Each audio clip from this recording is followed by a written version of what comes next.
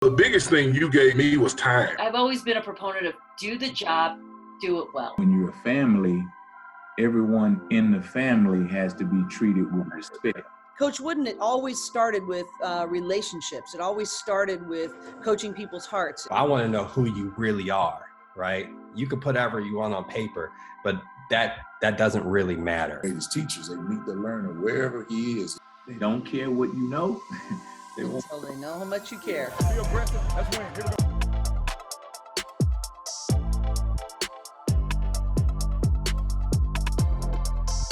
go. When I talk to leaders, right, and I hear their stories and I hear them respond to the questions, it's the same answers, but it's told in a very different way. And I think that, I appreciate you for jumping on with us.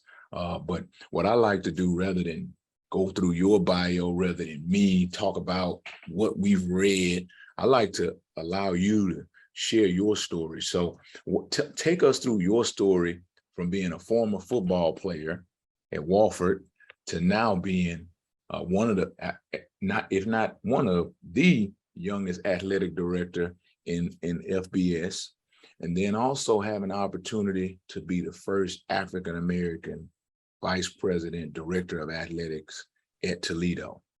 Yeah, it's funny because I didn't know I was the youngest FBS AD in the country, and I didn't even know I was the first Black AD in Toledo's history. And all those things, you do the press conference, and all these people keep pointing out these factors, which it's an honor, it's humbling, and not things I pay attention to. I am focused on doing the best job I can, so I won't be the last, right? Right. in either one of those ways, but making sure that's the case. I grew up small town, South Carolina, a town about 5,000 people. I grew up 30 minutes outside that town in cotton fields and soybean fields behind tractors. And so come a long way from getting there and working in different cities to be in Toledo, Ohio. But I love football my entire life.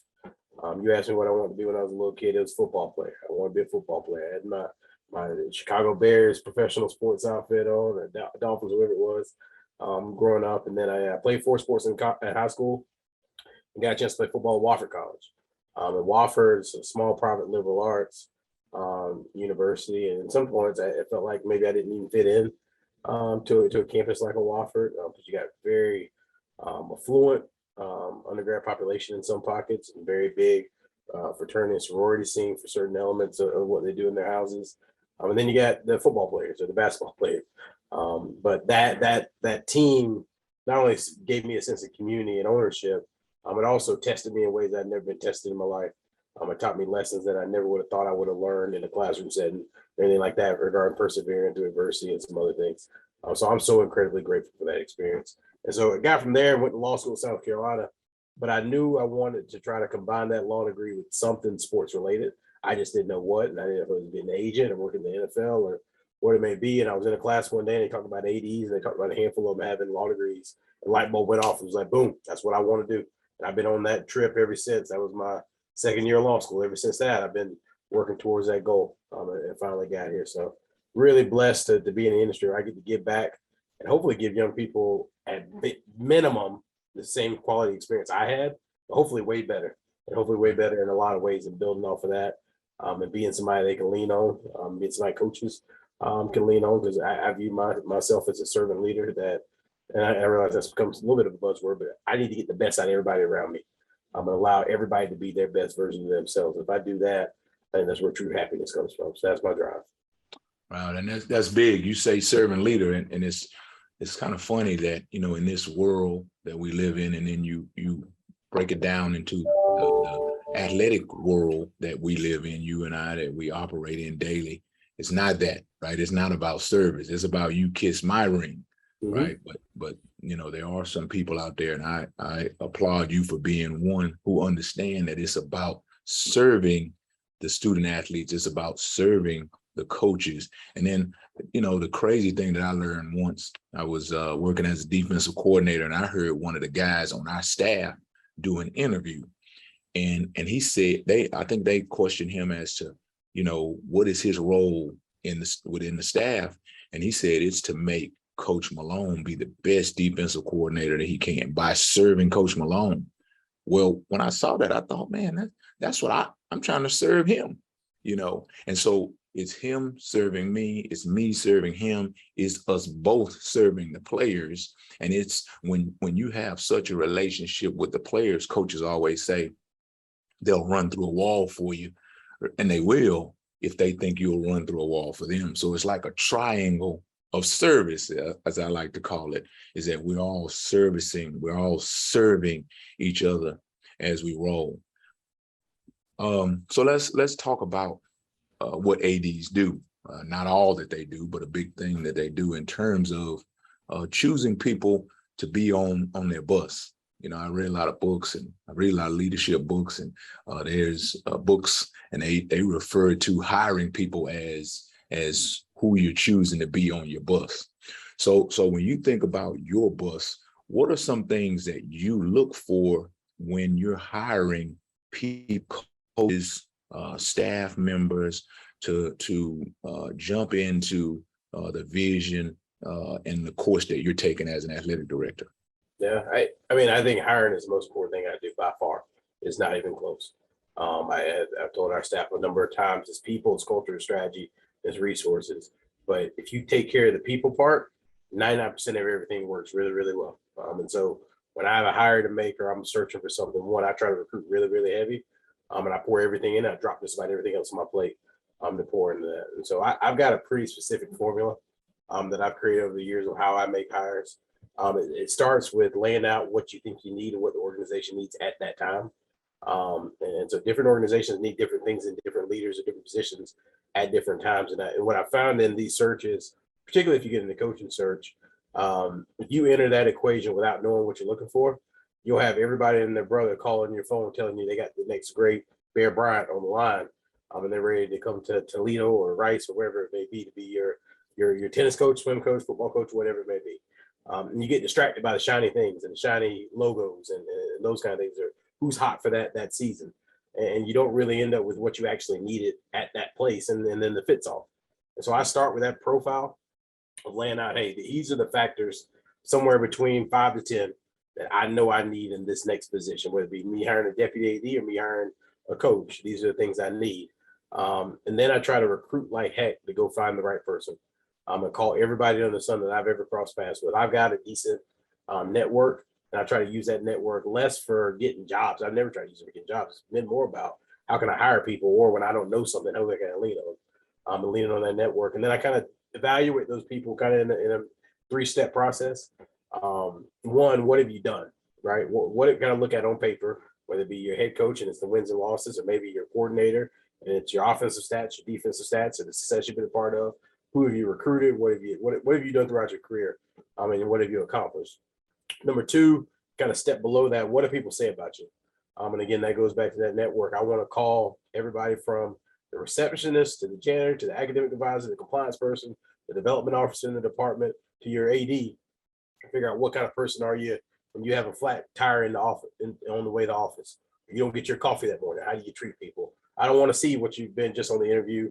I don't want to call just the people you say can give you a good reference. I want to call everybody, and I'm going to call, and I'm going to keep calling, and I'm going to get at least about 10 people to say the same thing. And if somebody, to your earlier point we were talking, if somebody goes away from that and said, actually, they're not this, or actually, I saw this, then I got to dig a little bit deeper to make sure I feel good about you. Because again, hiring is the most important thing I do. I can't get this wrong. So I got to make sure I look through everything. And that's number 2. And then third, and least important, but certainly part of the equation, is the interview. I believe, can we click? Can I see you sitting in a home articulating yourself? Can I see you sitting in for a booster group or whatever context of that position? Can I see you in my SLT leadership room? What are you? Because I think anybody can be anybody for a 30-minute or hour interview. I've seen great actors enter that space and put on a fabulous show. And then day to day, they can't connect with people, or they can't lead units, or they don't know what they're talking about in certain areas. So I put that together working with a ton of great leaders that I've been around. And each one of them has kind of poured into me and give me parts, and I've created my own matrix, and I've tested it a couple of times, and I think I've been pretty good with pulling those together. So that's kind of how I, from a profile to recruitment to evaluating in that 3-step process, how I do it. Big time. I've never heard it put that way, and it goes into the Hall of Fame. So really, you know, that response that you made, it really gave me another question, right? It gave me another question that if I gave you a magic wand and you know the state of athletics and you know what the numbers are in terms of minority hiring, in terms of the lack of diversity in college sports, in the leadership, if you had a magic wand, how would you help our world of college athletics and even into the NFL? How would you help this world even out the numbers, solve this problem of diversity that we have? Yeah, that has to be one heck of a magic wand, because it's a really complex issue that I'm not sure anybody's come up with a great solution or answer to. You got all these complicated factors, whether it be the different leagues or how they come up or what they do.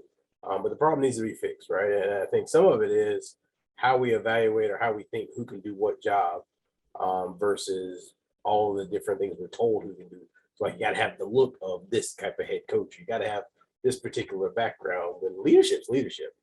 And I want to say, I think sometimes in our industry, we're getting to the point where we realize, hey, I need a leader in this spot. I need somebody that can lead and has the intangibles, but also the people skills and relationships to be able to propel this organization or this team forward. Not, I need to check the box that they're this, they're that. And I think over time, what you've seen a number of different type of backgrounds get to certain chairs, and then people say, wow, I didn't realize you could do it from that. And I think in the NFL, you're starting to see some different categories of people other than just coordinators. I think even in the college game, you're seeing individuals that have been right up the road or in the Midwest. Now I'm watching and look at somebody like a PJ Fleck or even like a Dabo that was never a coordinator, that were position coaches that made that jump. So okay, we can check that box that you don't have to be a coordinator to get this type of opportunity. Now we got to say you don't have to be a coordinator and you also don't have to be a certain race to get an opportunity. We still got some work to do there. So hope is we're moving towards that. At the same time, we got to give people opportunity to succeed, and we can't hold them to a different standard than others. And I feel like so often, if you're a person of color, sometimes you're held to that higher standard. And if you mess up, see, I told you they couldn't quite do it. And I'm not sure if you really look at the numbers, to get the opportunity for NFL, it's no different than anybody else. It's just that you may be judged differently. Right. So I think if we could equal out how those individuals are evaluated when they get those roles and how they're evaluated as candidates, and really looking for the best candidate, not the person that fits the quote unquote mold, because some of that's a self-fulfilling prophecy, right? And we could go way down the line and start talking about from Pop Warner to who gets to play quarterback and on up, and how some of this kind of fulfills itself. Right. That's a much deeper conversation. But I think there's certain things that we've just adopted as, okay, that's true.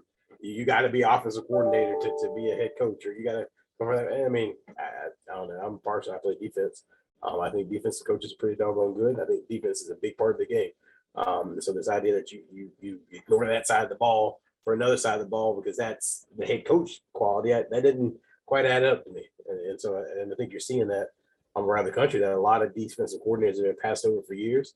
And some of them are finally getting an opportunity. People are like, wow, they're really talented. We looked over a whole side of the talent pool because we dug so deep on the offensive side of the ball. And I think the same in terms of ADs. I think you're seeing some ADs get some opportunities now that maybe didn't come up through fundraising. Maybe they came through other aspects of the department like myself. And people saying, wow, we maybe overlooked that type of individual. The example, I use my guy Eric Wood down at La Tech. Wood's been going after this thing for a really long time. Finally gets opportunity. People are like, wow, he's really impressive. Well, yeah, a lot of us that knew he was really impressive.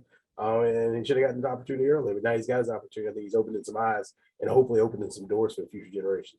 Right. And I always say that there is strength in diversity, right? When you only see things through one set of lenses, you only look one direction, right? I think you're really minimizing yourself, right? You're minimizing the organization when you have older, more seasoned coaches, you have younger coaches, you have coaches from one area or another, you have offensive, you have defensive coaches, the different perspectives. There's strength in that. And I think that from your seat, you said it earlier that hiring is very important. And so when you are doing it, you have to be diligent. You have to be intentional, because it's really easy to get into the situation because boosters want the coach, They want them right now. Recruits want a coach. They want them right now. The press wants a coach. They want them right now. And all of a sudden you see that shiny object and you jump on it. And the question is, was that the choice you should have made? So and that's easy, right? That's easy to gravitate towards what's easiest. Right. I think that's sometimes how we get into these problems, because you rely too much on the interview and you sit across from a table from a person that's just like you, and okay, it's easy. I feel people say, oh, that felt like a fit because I clicked with them. Well, no, you clicked with them sometimes because they're just like you, and then they reflect something that you like. And to your point, you got to be diligent and surround yourself by people different than you. I mean, I've got my core values and I live by them on a daily basis. And I want people that align with those core values, but I also want a different perspective from experience, age, race, whatever it may be, to add that equation that makes us a stronger team. Right, 100%. So you talked earlier about some of the leaders who have poured into you. Who are those people? Who, give me two of them, and what is it that this best leader in your world, what is this best leader taught you? Yeah, I'd probably start with my mom. My mom was a educator, and she was ultimately a middle school principal. She was my middle school principal. And so that meant I spent a lot of times at that middle school, after hours, summer. She worked every Sunday. After church, she would go to church, we get a food, and then she was at the office for 4 or 5 hours. So I not only learned work ethic and what that looks like, but she also ran a pace that elevated that entire school, because everybody knew Miss Blair was working X hours this hard. So you start seeing other people say, wow, we need to work hard. We need to reach. I thought she could be, what's the right way to put it? She held people accountable. At the same time, she had already built such a deep relationship with them that it never fractured the long-term relationship. They knew it was coming out of a place of love and care. And I watched her do that from time and time again, where everybody in the school seemed like they loved her.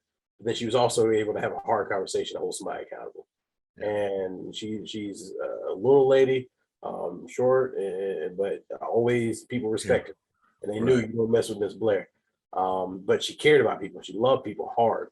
And she went out of her way to make things happen for people that otherwise wouldn't. And so watching her as a Black female in the South be a middle school principal, the respect she commanded throughout the community, not only from her work ethic, she worked harder than anybody else around her, even though she was the principal. But she also was able to hold people to a high standard and motivate them to reach higher, but also have that relationship with them. And those are things that I hope one day that people see in me. That not only did he bust his tail and work really, really hard, but he loved really, really hard too. But he also wasn't afraid to hold somebody accountable, to try to elevate it for the greater good. So we serve our students the right way. I'll get in trouble if I go too far around college athletics, outlining mentors. So I'll just say my last one, or last two, are both at Washington State. President Kirk Schultz, who was at K-State before he came out to Washington State, one of the best presidents I feel like in college athletics. Somebody that pulled me aside at a tennis match, said, hey, let's find some time to sit down together. And then we would meet on a regular basis and have conversations about what he's going through as a college president and what I can learn from it as somebody that aspires to be an AD. He didn't have to pour into me, and he poured into me continually, has always reached out and supported. He always texts me, he and his wife, to check in on me. So he's somebody that I have a ton of respect for. He led, and he had a humility and a sense of humor that kept moments light, even when you felt like the world was crashing down around you. He had this ability to keep everybody else calm and cool and collected. And then Pat Chun, and watching him with his relationships, his network, and how he navigated that nationally to elevate the platform for Washington State, but also lean on a ton of individuals when we did need answers to questions, or we did need experts at the table, or we did need to do a reference check on somebody. His network and how he used that network to make him a better athletic administrator taught me a lot about how I need to do the same with mine. So all three very different people from very different segments, but all three taught me a ton about trying to be a leader and serve people. Wow. Again, Hall of Fame answer right there. So the last 3 years have stretched us all. And, the leaders that I talk to, I'm always interested to know, how have the last 3 years affected them? Because, and like you talked about with your leaders, the tough times, that's when the leader is tested, because not everybody wants to stand up at that mic. Everybody wants to stand up when they present the national championship trophy, right? But not many people want to stand up when it's the rough time. Here at K-State, as the assistant head coach, I get an opportunity to speak to the team quite a bit. And there have been times after a tough loss that Coach Kleiman will allow me to speak to the team. And, as a coach, you're like, no, I don't want to speak at this moment. I want to speak when we're jumping and going crazy after a great victory. But what I learned is, you know what? That moment to be able to speak to the team when nobody wants to talk, to be able to speak to the team when those words, they better be right. You know what I mean? And so there's a great learning in that moment. What has this time, the last couple of years I'm talking, what has this time done for your leadership? How have you grown as a leader, with COVID, with the social justice issues that we're continually dealing with? What have those things done to help you be a better leader? Yeah, I think if you look back at my entire career, I've run towards uncomfortable. And that's something that's always been in me. I viewed myself as a lifelong underdog. Somebody that's had to punch above their weight and grind really, really hard to get to where I want to get. Most people don't know half the stories. And whether it be me sleeping in my office or doing some other stuff to get to where I got to and taking sacrifices, even financial, especially early in my career, to get to where I get to. But it's always been about running towards the uncomfortable, not staying somewhere just because everything's easy, right? When I went back to South Carolina from Rice and I got the call to go back to Rice. Rice is a place that's in Houston, Texas, but it's certainly from an academic standpoint and from a resource, some of those type of things, they have some challenges you have to work through. You have to be really creative to be successful there. And then to go out to Washington State, probably the hardest Power 5 job in the country, one of. And you have to do things a little bit different. You have to think harder. You have to lean on people better. You have to be more efficient with your money. And so running towards the uncomfortable has been a theme towards my life. And I've always liked doing that because I think ultimately, if I can do it at hard places, when I get to a place that's a little bit easier, I'll do a heck of a lot more with the resources I have at that place than I ever would at a hard place. I think if you can do it when it's hard, when I got a little bit more money, I got a little more visibility or a big city, whatever it may be, I can maximize that even more. And so that's been my theory my entire career. So I've sought out jobs that quote unquote people call hard. And so when the last 3 years happened, hey, you're right. A lot of people, they want to go in the hole. I don't want to speak up now. I don't have to do the hard or make the hard decisions. But Frank, I feel like I'm built for it. Those are the moments that I look to step up and say, hey, this is how I can help people. This is how I can help those others around me. And so when we had a young man pass away at Rice, and we had to talk to the staff and be there, I felt like, okay, I can be a common voice and a common influence in this situation and help those around me get the help that they need. And so I stepped up, and I think people around me saw me step into that moment and later thank me or whatever it may be.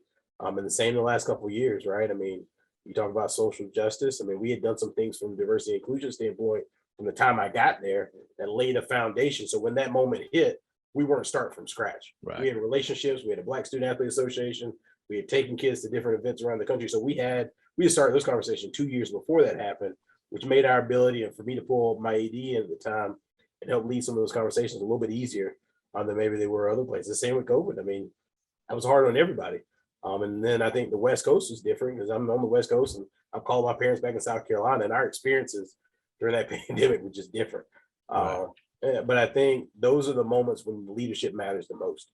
When everybody around you needs help, people are searching for answers, they're searching for what to do. That's your time to serve, not be the front runner, not be there. In my mind, in those moments, you need to be elevating the people around you and pushing them up to the front to take and celebrate that accomplishment or celebrate whatever it was at the time. When it gets hard, that's what you get paid for. That's why you got put in that position. And if you shy away from that, then you're doing everybody around you a disservice. So I look at it, you run towards the uncomfortable. When that fire is burning, you want to be the firefighter, right? To run towards it. You want to be the person running out of the house. Right. Which, again, that's leadership. You said it earlier, that's leadership. And that's what leaders do. They're out front. So you, as a former football player, you understand what happens on Saturdays. You understand what those feelings are like. You understand when you run out of that tunnel, when you're out there and that whistle goes off, you understand that as a coach, right? For me, yes, I played, but for me, game day is different, right? Game day for me is, yeah, of course, what goes on Saturdays, but game day for me is on the field or off the field. When I got a young man, he's just not getting it, man. He's not understanding how important this academic quest he's on, how that parallels his academic life. He didn't understand that. And so game day for me is when that dude gets it. Yeah, there's some cover three things and some man-to-man technique when they get that. I love that too. But for me, it's that moment when a guy understands how important this whole thing is. And I have some players like that, and it gives me great pride because I remember when he was a knucklehead, but now I see him, he's a leader, and he talks to the younger guys about how important so-and-so is and how we got to make sure we're taking care of our business here and make sure we're doing this.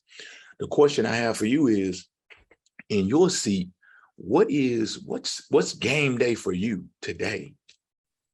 Yeah, that's a fascinating question, right? Because I just started my first football season as an AD, and okay, you go from being a deputy AD to AD, and it looks a little different. The demands on me, like we do a meeting every Thursday to go over my game day schedule. Walk through who's where and what's where. I mean, I'm scripted out probably 4 hours before game time, and I'm every 15, 30 minutes, we're on the move to something else, and there's no breaks going there. So by the end of it, I feel like I played a football game sometimes.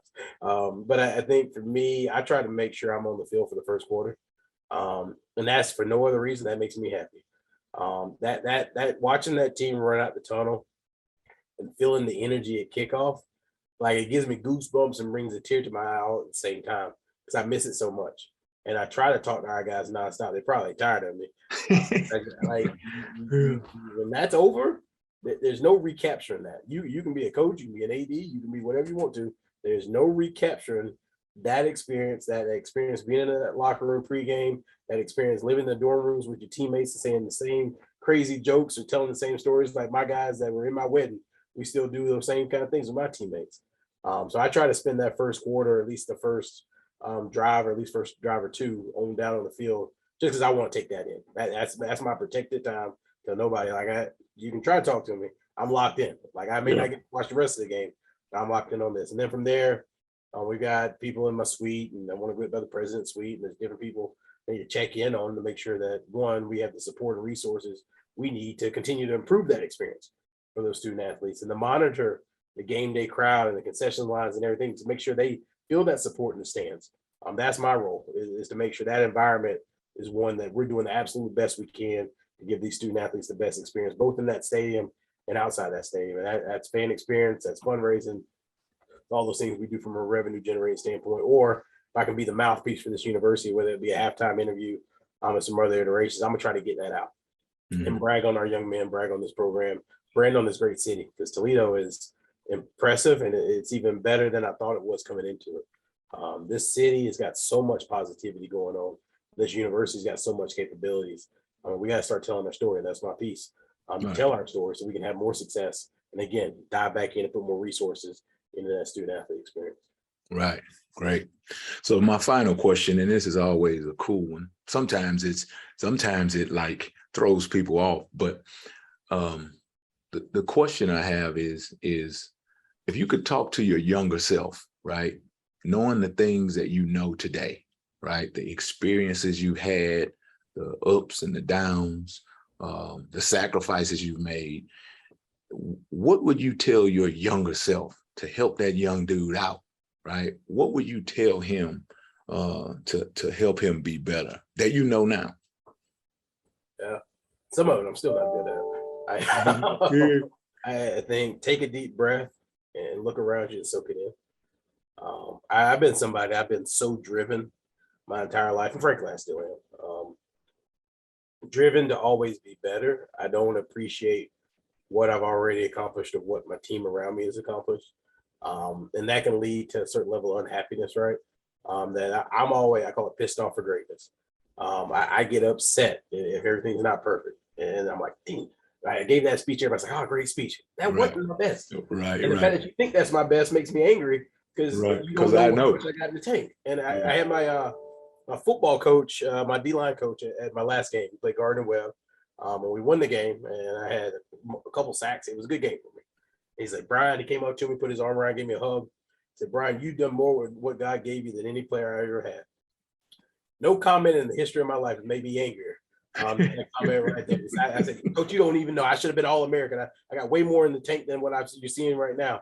And if I had to play that one game in my freshman year, I was redshirt, and I would have had a fifth year. And it still bothers me. He said that because he was saying it from the kindness of the heart. He just, good job. You're getting a lot out of it. Right. I took it as he doesn't even know how far I can go. Right. And so that being angry and wanting to be perfect and wanting to strive for greater is probably something that's allowed me to sin quickly. But it's also something that leaves me sometimes unfulfilled. We win a game and I got this pit in my stomach. Okay, we could have done better at this, or that firework didn't go off the right way, or we didn't have this many fans. We got to have way more. So trying to find that blend of looking around and taking time to soak it in. And hey, you set out to be a Division I AD. You're Division I AD. Your family gets to share this with you. You got two beautiful kids and a beautiful wife. Like, soak it in. But at the same time, I'm so driven. I want next. I want more. I want better. I want this place to be rocking and rolling and be the best it can be. And I've got to calm it down a little bit. My mentor, you talked about mentors earlier. Pat Chun shot me a text the other day. I'm just saying, hey, just soak it in. You've done a lot. You've accomplished a lot. Because he could sense the unhappiness in my voice. Because I wanted to be perfect, and I want to be perfect right now. And that drive sometimes is my greatest gift and curse. Right. Well, man, listen, I definitely get it, right, as a coach. And sometimes I have to push myself to make sure, when you're a coach, you watch the film, give me that cut up, give me that clip. I got to show them this. They messed this up. They got to be better right here. And so sometimes I have to make sure I tell myself, nope, that was a good job. Take that one too. Well, I don't have time to take. No, take that one too. Because you spend a lot of time, we spend a lot of time correcting. We spend a lot of time, like you said, pushing and driving. Well, sometimes we got to look at what was good, you know what I mean? And appreciate that. For sure, we got to be better, but we got to appreciate it. You know what? But our personalities, very hard to do that. You know what I mean? And like you said, you didn't get to the place that you have by slowing down. Yeah, sometimes you may take vacation, right? When you take a vacation, right? When you're off, be off. I tell my wife this sometimes. I say, you know what? This summer, I'm turning my phone off in July. I never turn it off. I say that all the time, right? Every June I say that. I don't turn it off because I'm thinking about August. You know what I mean? I'm in June and July, and I'm thinking about August and thinking about September. And we can't be as successful as we have been. We can't ascend to the heights that we have if you don't have that drive. But you do, like you said, you sense in yourself the unfulfillment, right? And that's the quest. Is we got a lot of people in our world, they lose families, they lose all kinds of things, but they get the ring. You know what I mean? But they get the trophy. Man, the trophy is not worth that, right? And then so I'm talking to you, but I'm talking to me. I mean, but I think there is this idea that, and they call it I found out they call it a rival fallacy, right? And if I get to this spot, or I get to this chair, this location, this position, that everything will be great and I'll be happy. Or if I make this much money, I'll be, and that's not true, right? I think happiness comes from serving other people and making them happy. And so I can be happy by, if you're successful, or whoever's successful, okay, that makes me happy. And I've tried to impress that upon others, and then really a younger me, right? It just, because you're a Division I AD doesn't mean okay, everything's easy now. In fact, everything's harder. Right. And the pressure and the time and everything else is harder. You got to dig deeper. You got to have people and loved ones around you, right, help you through those moments. So I'm still on that journey. I'm still trying to grow. Yeah. Well, I to that point, and I'm gonna let you go, but I was talking to another one of our coaches about, you talk about helping others, and we talked about people who, there's some people who have tons of money, right? They have a lot of money, they have a lot of things, but they've never experienced helping someone, right? I'm talking directly helping someone where they extend their hand and help them. Not write a check, right? Not give some money, but where they help somebody, and that they see the fruit of that. Yeah, you write a check, you see a building that your name is on because you gave some money. No, I don't mean that. I mean helping someone change a flat, who couldn't do it, or you're in the line at the grocery store and you see somebody, they're not going to be able to pay for this food, right? The credit card didn't work, and now you're able to step in and help them, right? And so just to see that there are a lot of people in this world that they don't get a chance to experience that. To me, you said it earlier, man, that's the greatest gift. You know what I mean? That's to be able to do that, and we get to do it with young people all the time. We don't see the fruit, right? The fruit comes 20 years later when Gary Oubre calls me and tells me about his family, tells me about the job he just got, right? When I was digging that dirt on the Gary Oubre tree, I just thought it never happened, and so big time, man. I really enjoyed this moment with you.